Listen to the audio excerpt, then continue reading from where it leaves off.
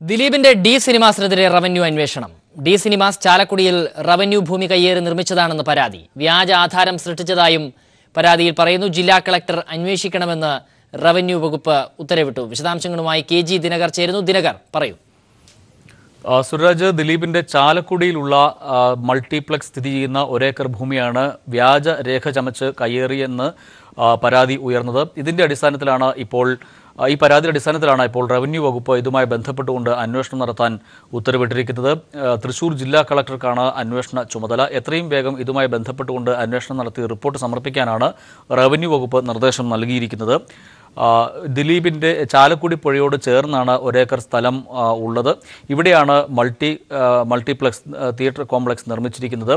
ഇത് സർക്കാർ പുറമ്പോക്ക് ഭൂമിയാണെന്നായിരുന്നു പരാതിയിൽ ഉള്ളത്. ഇത് വ്യാജരേഖ ചമച്ചുകൊണ്ട് ദിലീപ് കയ്യേറിയെന്നും ഇവിടെ മൾട്ടിപ്ലക്സ് നിർമ്മിച്ചു എന്നുമാണ് ഈ പരാതിയിൽ ഉള്ളത്. ഇതുമായി ബന്ധപ്പെട്ടുകൊണ്ട് ഒരു ഉന്നതൻ ദിലീപിന് ഒത്താശ ചെയ്തു എന്നും ഈ പരാതിയിൽ പറയുന്നുണ്ട്. അതോടൊപ്പം തന്നെ ദിലീപിനെ ഒത്താശ ചെയ്തതിൻ്റെ അടിസ്ഥാനത്തിൽ ദിലീപിൻ്റെ സിനിമയിൽ അഭിനയിക്കുന്നതിന് ഉന്നതൻ്റെ ബന്ധുവിന് സഹായം ചെയ്ത് അല്ലെങ്കിൽ ബന്ധുവിന് സഹായിച്ചു എന്നും ഈ പരാതിയിൽ ചൂണ്ടിക്കാട്ടുന്നുണ്ട്. എന്തായാലും ഇപ്പോൾ ഈ പരാതിയുടെ അടിസ്ഥാനത്തിലാണ് ഇപ്പോൾ റവന്യൂ വകുപ്പ് ഇതുമായി ബന്ധപ്പെട്ടുകൊണ്ട് അന്വേഷണം നടത്താൻ തീരുമാനിച്ചിരിക്കുന്നത്. നേരത്തെ ഇതുമായി ബന്ധപ്പെട്ടുകൊണ്ട് ജില്ലാ റവന്യൂ വകുപ്പിൽ അന്വേഷണം നടന്നിരുന്നു. അതിൽ അത് പക്ഷേ ദിലീപിന് അനുകൂലമായ റിപ്പോർട്ട് നൽകിയെന്നും പരാതിയിൽ ചൂണ്ടിക്കാട്ടുന്നുണ്ട്. എന്തായാലും ഇതിൽ കൃത്യമായ ഒരു അന്വേഷണം നടത്തി എത്രയും വേഗം റിപ്പോർട്ട് സമർപ്പിക്കണം എന്ന നിർദ്ദേശമാണ് റവന്യൂ വകുപ്പ് മന്ത്രി E. ചന്ദ്രശേഖരന്റെ ഓഫീസ് നൽകിയിരിക്കുന്നത്. സുരരാജ്, ദിനകർ, ഇക്കാര്യത്തിൽ റവന്യൂ വകുപ്പ് ഒരു അന്വേഷണം ഉത്തരവിടുന്ന ഒരു സാഹചര്യം യഥാർത്ഥത്തിൽ എന്താണ്? ഇതിൽ ഈ പറയുന്ന പരാതിയിൽ എന്തെങ്കിലും തരത്തിലുള്ള കഴമ്പുണ്ട് എന്ന് പ്രാഥമികമായ ഒരു നിരീക്ഷണത്തിൽ റവന്യൂ വകുപ്പ് കണ്ടെത്തിയതിന്റെ ഭാഗമായിട്ടാണോ ഇത് കളക്ടറെ അന്വേഷിക്കാനായി റവന്യൂ വകുപ്പ് ചുമതലപ്പെടുത്തിയിരിക്കുന്നത്?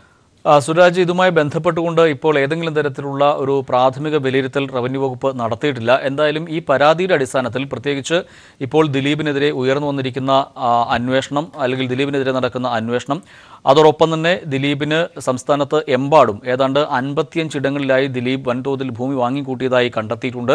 അതിൽ പല ഭൂമിയും യഥാർത്ഥ വിലയിൽ നിന്നും വളരെ കുറച്ചാണ് രജിസ്റ്റർ ചെയ്തിരിക്കുന്നത് എന്നും ബോധ്യപ്പെട്ടിട്ടുണ്ട്. അതിൻ്റെ കൂടി അടിസ്ഥാനത്തിലാണ് ഇപ്പോൾ ഇത്തരത്തിൽ ഒരു അന്വേഷണത്തിന് റവന്യൂ വകുപ്പ് തയ്യാറായിരിക്കുന്നത് എന്ന് വേണം നമുക്ക് കരുതാൻ. എന്തായാലും എത്രയും വേഗം അന്വേഷണം നടത്തി ഇതിൻ്റെ റിപ്പോർട്ട് സമർപ്പിക്കാനാണ് റവന്യൂ വകുപ്പ് നിർദ്ദേശം നൽകിയിരിക്കുന്നത്. ശരി, KG ദിനകരാണ് വിവരങ്ങൾ പങ്കുവച്ചത്. നടി ആക്രമിക്കപ്പെട്ട കേസിൽ കൂടുതൽ താരങ്ങളെ ചോദ്യം ചെയ്യും. ദിലീപിന്റെ മാനേജർ അപ്പുണ്ണിയെ അറസ്റ്റ് ചെയ്തേ മതിയാകൂവെന്ന് പോലീസ് അറിയിച്ചു. ഗൂഢാലോചനയിൽ അപ്പുണ്ണി ഇടപെട്ടതിന് പോലീസ് വേണ്ടത്ര തെളിവ് സമാഹരിച്ചിട്ടുണ്ട്. അതേസമയം അപ്പുണ്ണി സംസ്ഥാനം വിട്ടതായാണ് സൂചന.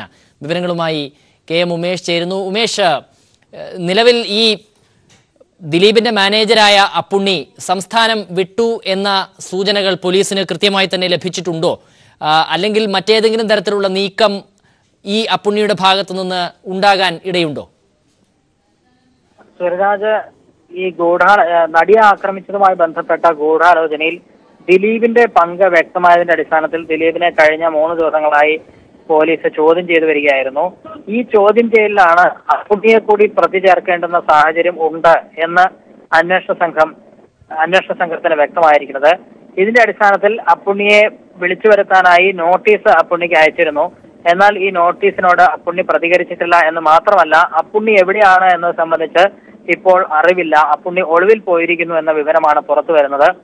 കാരണം അപ്പുണ്ണിയുടേതെന്ന് കരുതുന്ന 5 മൊബൈൽ ഫോൺ നമ്പറുകൾ കഴിഞ്ഞ 2 ദിവസമായി സ്വിച്ച് ഓഫ് ആണ്. കേരളത്തിൽ എല്ലായിടത്തും ഇയാൾ പോകാനിടയുള്ള സ്ഥലങ്ങളിലെല്ലാം തന്നെ അന്വേഷണ സംഘം പരിശോധിച്ചു വരുന്നുണ്ട്. എന്നാൽ ഇയാൾ സംസ്ഥാനം വിട്ടതായുള്ള സൂചനകളാണ് ഇപ്പോൾ പുറത്തു വരുന്നത്. എങ്കിൽ തന്നെയും അധികം വൈകാതെ അപ്പുണ്ണി വലയിലാകും എന്ന സൂചന കൂടി പുറത്തു വരുന്നുണ്ട്. അപ്പുണ്ണിയിലേക്ക് ഈ അന്വേഷണം എത്തുന്നത് എങ്ങനെയെന്നാൽ, ഈ കേസുമായി ബന്ധപ്പെട്ട് പൾസർ സുനിക്ക് ദിലീപ് നേരിട്ട് കൊട്ടേഷൻ കൊടുക്കുകയായിരുന്നു എന്നത് അന്വേഷണത്തിൽ വ്യക്തമായി കഴിഞ്ഞിരിക്കുന്നു. എന്നാൽ പലപ്പോഴും പൾസർ സുനി നേരിട്ട് ദിലീപിനോടല്ല നേരിട്ട് സംസാരിച്ചിരുന്നത് എന്നും വ്യക്തമായിട്ടുണ്ട്. ദിലീപിനോട് ഒപ്പം എല്ലാ സമയത്തും ഉണ്ടായിരുന്ന അപ്പുണ്ണിയുടെ ഫോണിലേക്ക് വിളിച്ചാണ് ഇയാൾ കാര്യങ്ങളെല്ലാം നീക്കിയിരുന്നത്, പൾസർ സുനി കാര്യങ്ങളെല്ലാം നീക്കിയിരുന്നത് എന്നതാണ് അന്വേഷണത്തിൽ വ്യക്തമായിരിക്കുന്നത്. അതുകൊണ്ട് തന്നെ ഈ ഗൂഢാലോചന സംബന്ധിച്ച മുഴുവൻ കാര്യങ്ങളും അപ്പുണ്ണിക്ക് അറിയാം എന്നുള്ള കാര്യം അന്വേഷണ സംഘത്തിന് വ്യക്തമായിട്ടുണ്ട്. ഈ സാഹചര്യത്തിലാണ് ഇനി അപ്പുണ്ണിയെ അറസ്റ്റ് ചെയ്തേ മതിയാകൂ, അല്ലെങ്കിൽ അപ്പുണ്ണിയുടെ അറസ്റ്റ് അനിവാര്യമാണ് എന്ന നിലപാടിൽ അന്വേഷണ സംഘം എത്തിയിരിക്കുന്നത്.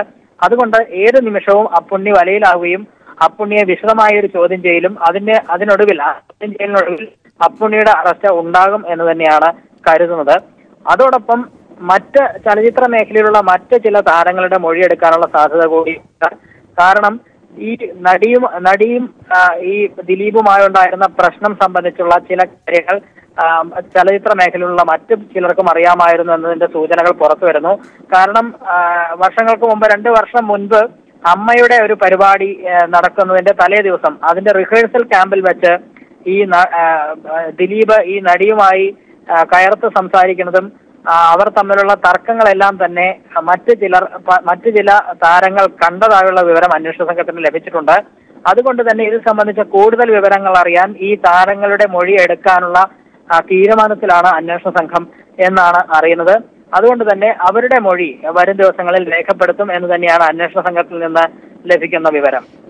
ഉമേഷ്, ഈ ആദ്യഘട്ടത്തിൽ ദിലീപിനെയും നാദിർഷായെയും ഒപ്പം മാനേജരായ അപ്പുണ്ണിയെയും പോലീസ് ചോദ്യം ചെയ്യുകയുണ്ടായല്ലോ.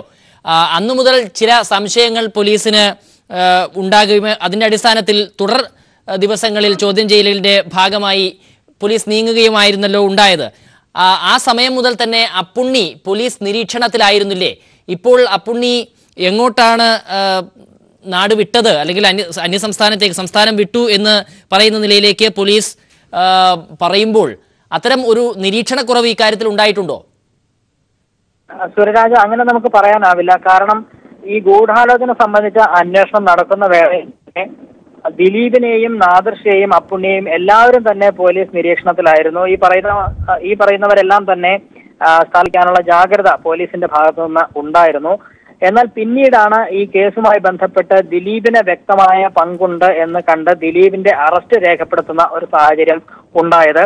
അപ്പോഴെല്ലാം അപ്പുണ്ണി നിരീക്ഷണത്തിലായിരുന്നെങ്കിൽ തന്നെയും ഫോൺ കേന്ദ്രീകരിച്ചും മറ്റുമാണ് പോലീസ് കൂടുതലും അപ്പുണ്ണിയെ നിരീക്ഷിച്ചിരുന്നത്. എന്നാൽ അപ്പുണ്ണി ഫോൺ സ്വിച്ച് ഓഫ് ചെയ്യുന്ന ഒരു സാഹചര്യം കൂടി ഉണ്ടായി.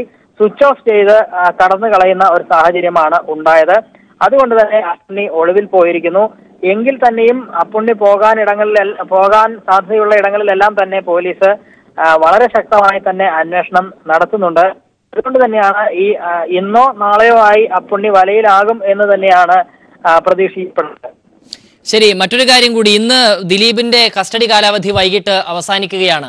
ഒപ്പം തന്നെ ദിലീപിന്റെ ജാമ്യാപേക്ഷയും ഇന്ന് പരിഗണിക്കുന്നുണ്ട് എന്നാണ് അറിയാൻ കഴിയും. അതിന്റെ വിധി ഇന്ന് പറയും എന്നാണ് മനസ്സിലാക്കുന്നത്. അതേ സംബന്ധിച്ച് ഏത് വിധത്തിലുള്ള വിവരങ്ങളാണ് ലഭ്യമാവുന്നത്?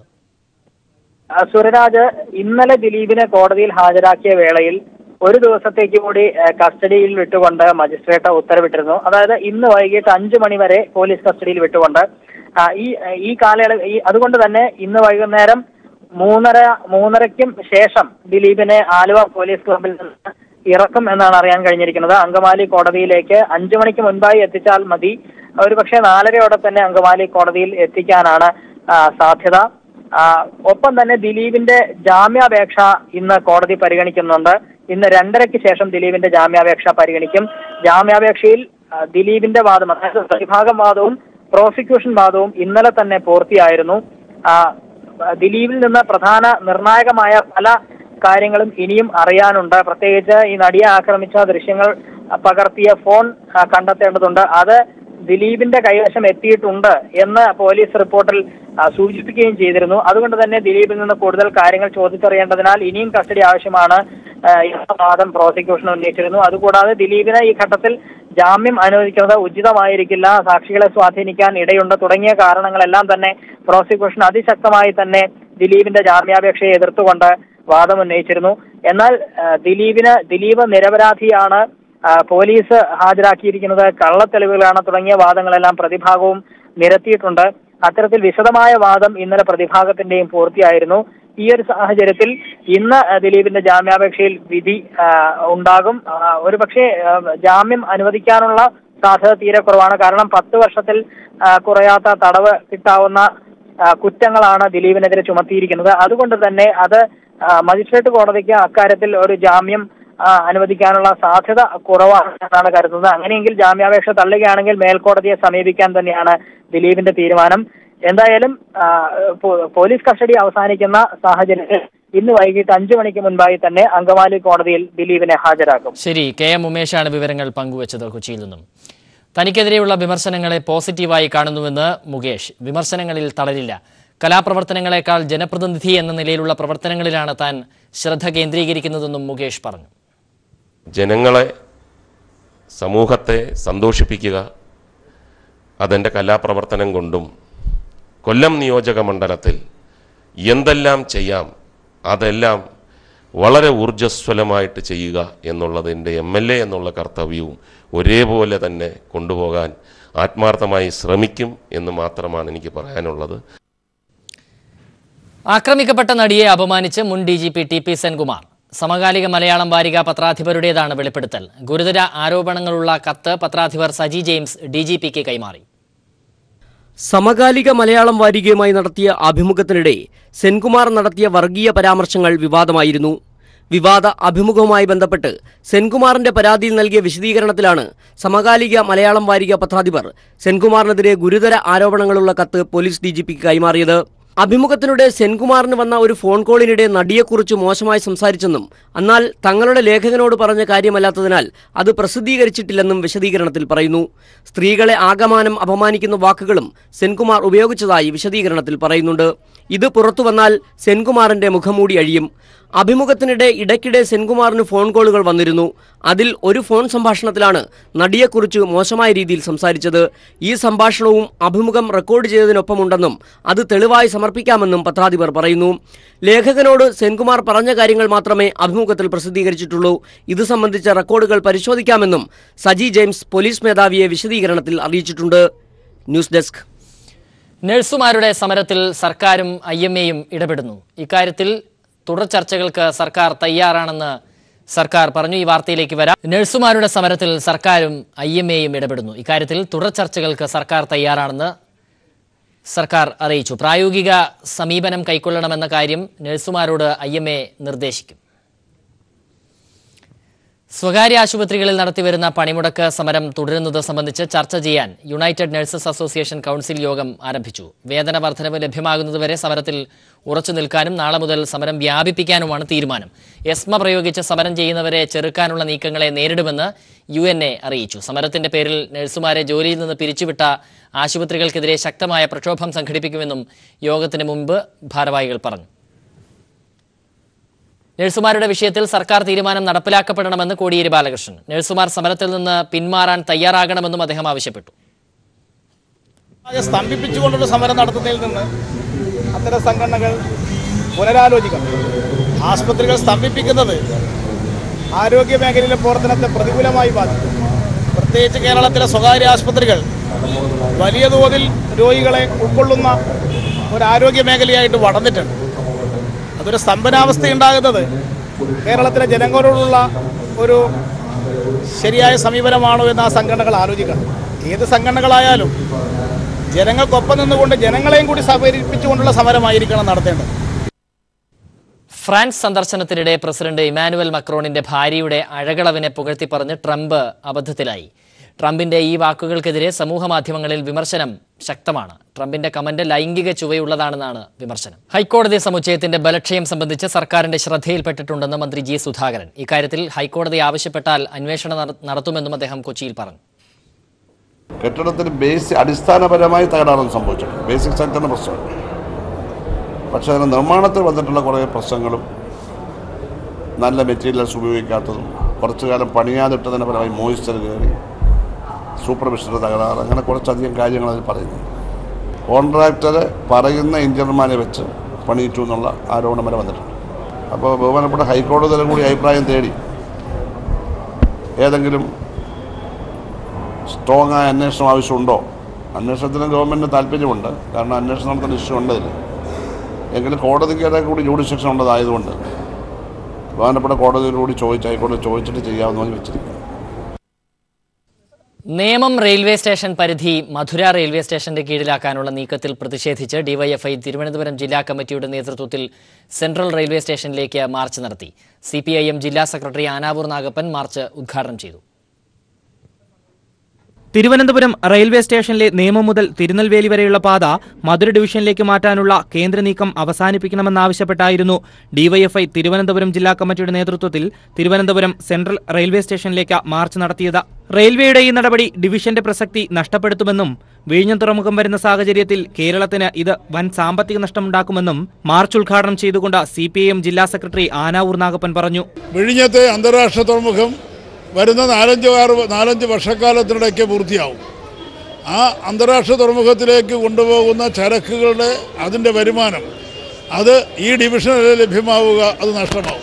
ഈ തീരുമാനം വരുന്നതോടെ നേമം, സെൻട്രൽ സ്റ്റേഷൻ, കൊച്ചുവേളി എന്നീ സ്റ്റേഷനുകൾ ഉൾപ്പെടുന്ന വികസന പദ്ധതികൾ ഇല്ലാതാകുമെന്നും റെയിൽവേ വികസന കാര്യത്തിലടക്കം കേന്ദ്ര സർക്കാർ കേരളത്തോട് കാണിക്കുന്ന അവഗണനയുടെ തുടർച്ചയാണ് ഈ നീക്കമെന്നും ഇതിനെതിരെ ഡിവൈഎഫ്ഐ ശക്തമായി പ്രതിഷേധിക്കുമെന്നും ഡിവൈഎഫ്ഐ ജില്ലാ സെക്രട്ടറി ഐ സാജുവും ജില്ലാ പ്രസിഡന്റ് അഡ്വക്കേറ്റ് എ റഹീമും പറഞ്ഞു. News bureau, Thiruvananthapuram. ബീഹാറിൽ ഇന്ന് നിർണായക ദിനം. ഉപമുഖ്യമന്ത്രിയും ലാലു പ്രസാദ് യാദവിന്റെ മകനുമായ തേജസ്വി യാദവ് രാജിവെക്കുന്ന കാര്യത്തിൽ അന്തിമ തീരുമാനം ഇന്നുണ്ടാകുമെന്ന് പ്രതീക്ഷ. രാജിവെക്കാൻ മുഖ്യമന്ത്രി നിതീഷ് കുമാർ നൽകിയ അന്ത്യശാസനം ഇന്ന് അവസാനിക്കുന്നു. അതേസമയം തേജസ്വി രാജിവെച്ചാൽ ഒപ്പം RJDയുടെ മുഴുവൻ മന്ത്രിമാരും രാജിവെച്ചേക്കും.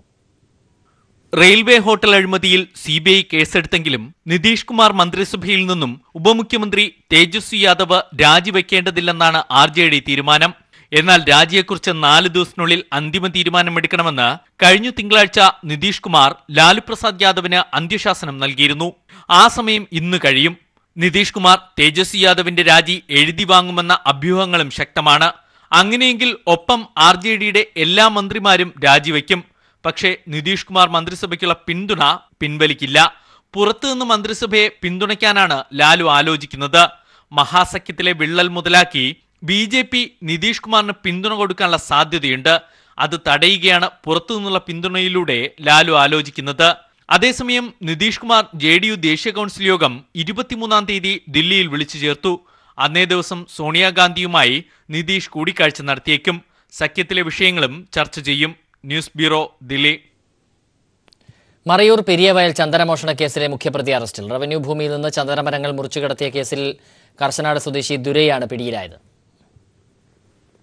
കാന്തല്ലൂർ ഗ്രാമപഞ്ചായത്തിലെ പെരിയവയൽ ഭാഗത്തെ റവന്യൂ ഭൂമിയിൽ നിന്നും ചന്ദനമരങ്ങൾ മുറിച്ചുകടത്തിയ കേസിൽ മുഖ്യപ്രതി ദുരൈയാണ് മറയൂർ പോലീസിന്റെ പിടിയിലായത്. മാസങ്ങൾക്ക് മുമ്പ് പെരിയവയൽ ഭാഗത്തു നിന്നും നിരവധി ചന്ദനമരങ്ങൾ വെട്ടിക്കടത്തിയ സംഭവത്തിൽ പോലീസ് 7 പേർക്കെതിരെയായിരുന്നു കേസെടുത്തിരുന്നത്. ഇവരിൽ 3 പേർ പിടിയിലായെങ്കിലും 1-ാം പ്രതി ദുരൈ ഒളിവിൽ പോകുകയായിരുന്നു. ഇയാൾ വീട്ടിലുണ്ട് എന്ന രഹസ്യ വിവരത്തെ തുടർന്നുള്ള പരിശോധനയിലാണ് അറസ്റ്റിലായത്. ഇയാളുടെ പക്കൽ നിന്നും ഒളിപ്പിച്ചുവെച്ച 5 കിലോഗ്രാം തൂക്കം വരുന്ന ചന്ദനമുട്ടിയും മരം മുറിക്കാൻ ഉപയോഗിക്കുന്ന വാളുകളും പിടിച്ചെടുത്തു. Marayur SI Lalsy Baby, additional SI K Sunnichan എന്നിവരുടെ നേതൃത്വത്തിലുള്ള പോലീസ് സംഘമാണ് പ്രതിയെ പിടികൂടിയത്. കേസിൽ 3 പ്രതികൾ ഇനിയും പിടിയിലാകാനുണ്ട്. News bureau, Idukki. കേരളത്തിലെ പ്രഥമ ഗോത്രവർഗ പഞ്ചായത്തായ ഇടമലക്കുടിയിലെ വികസന പ്രവർത്തനങ്ങൾ വേഗത്തിൽ പൂർത്തിയാക്കണമെന്ന് സംസ്ഥാന ബാലാവകാശ കമ്മീഷൻ. ഇടമലക്കുടിയിൽ ശിശുമരണങ്ങൾ ആവർത്തിക്കപ്പെടുന്ന സാഹചര്യത്തിൽ മൂന്നാറിൽ നടന്ന പ്രത്യേക സിറ്റിംഗിലാണ് കമ്മീഷൻ ആവശ്യം ശക്തമാക്കിയത്. കഴിഞ്ഞ 8 മാസത്തിനിടെ ഇടമലക്കുടിയിൽ 5 ശിശുമരണവും നിരവധി ആരോഗ്യ പ്രശ്നങ്ങളും റിപ്പോർട്ട് ചെയ്യപ്പെട്ടതിന്റെ പശ്ചാത്തലത്തിലാണ് സംസ്ഥാന ബാലാവകാശ കമ്മീഷൻ പ്രത്യേക സിറ്റിംഗ് നടത്തിയത്. വനം, ആരോഗ്യ, പട്ടികവർഗ, റവന്യൂ വകുപ്പുകൾ കൈകോർത്ത് ഇവിടെ നടത്തിവരുന്ന വികസന പ്രവർത്തനങ്ങൾ വേഗത്തിൽ പൂർത്തിയാക്കണമെന്ന് കമ്മീഷൻ അധ്യക്ഷ ശോഭാ കോശി ആവശ്യപ്പെട്ടു. ആരോഗ്യവകുപ്പ് ഉദ്യോഗസ്ഥർക്ക് ഇവിടെ എത്തിപ്പെടാൻ കഴിയാത്തതും ഇവിടെയുള്ളവർക്ക് പുറത്തെത്താൻ കഴിയാത്തതുമാണ് കുട്ടികളുടെ മരണത്തിന് കാരണമാകുന്നത്. ഇതിന് പരിഹാരമുണ്ടാകണമെങ്കിൽ റോഡടക്കമുള്ള അടിസ്ഥാന സൗകര്യങ്ങൾ മെച്ചപ്പെടുത്തണമെന്നും കമ്മീഷൻ ആവശ്യപ്പെട്ടു. ഇപ്പം മഴക്കാലമായതുകൊണ്ട് പല കാര്യങ്ങളും ചെയ്യാൻ നടക്കത്തില്ല. പക്ഷേ ഈ സമയത്ത് കുറെ തയ്യാറെടുപ്പുകൾ നമുക്ക് ചെയ്യാൻ പറ്റുവാണെങ്കിൽ ഇപ്പോൾ ആളുകൾ ഫേസ് ചെയ്യുന്ന ബുദ്ധിമുട്ടുകൾ എന്താണെന്ന് മനസ്സിലാക്കാൻ പറ്റിയാലും അതൊക്കെ ഒന്ന് പൂർത്തീകരിച്ച് തമ്മിൽ ഒരു യോജിച്ച ഒരു പല കാര്യങ്ങൾ ചെയ്യാനായിട്ടുള്ള തയ്യാറെടുപ്പെടുത്ത് വെക്കുകയാണെങ്കിൽ മഴക്കാലം കഴിയുമ്പോഴെങ്കിലും ഇതിന് കുറച്ചുകൂടെ ഒരു സ്പീഡപ്പ് ചെയ്യാനായിട്ട് പല കാര്യങ്ങൾക്കും നമുക്ക് സാധിക്കുമെന്ന് മനസ്സിലായി. ഇന്നത്തെ സാഹചര്യം എന്താണെന്നൊന്ന് മനസ്സിലാക്കാനും കമ്മീഷൻ എന്തൊക്കെ ചേഞ്ച് ഏറ്റെടുക്കണം എന്നുള്ളതും കൂടെ മനസ്സിലാക്കാനായിട്ടുള്ള ഒരു റിവ്യൂ ആണ് ഇന്ന് എല്ലാ ബന്ധപ്പെട്ട ആൾക്കാരെയും വിളിച്ച് ഇവിടെ നടത്തിയത്. 10ാം ക്ലാസ് പൂർത്തിയാക്കിയ കുട്ടികൾ പഠനം പാതിവഴിയിൽ ഉപേക്ഷിക്കുന്നതായി കമ്മീഷൻ കണ്ടെത്തി. ഇതിന്റെ സാഹചര്യങ്ങൾ പരിശോധിച്ചു വരികയാണെന്നും കമ്മീഷൻ അറിയിച്ചു. മൂന്നാർ പഞ്ചായത്ത് ഓഫീസിൽ നടന്ന സിറ്റിംഗിൽ കമ്മീഷൻ അംഗം സിസ്റ്റർ ബിജി ജോസ്, ജില്ലാ child line protection officer VA Shamnad തുടങ്ങി പ്രമുഖർ പങ്കെടുത്തു. News bureau, Idukki.